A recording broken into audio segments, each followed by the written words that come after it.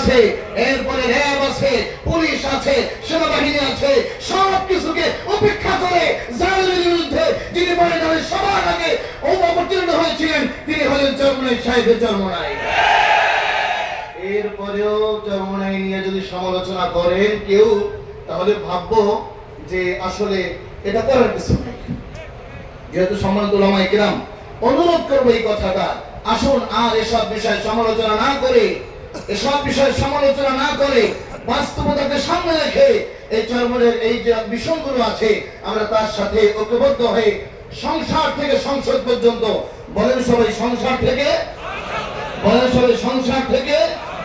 সংসার থেকে সংসদ পর্যন্ত কোরআনী আইন চালু হোক, এই মেহনত যারা করতে চান তাদের মধ্যে সব থেকে প্রথম কাতারে হলো পীর সাহেব চরমোনাই।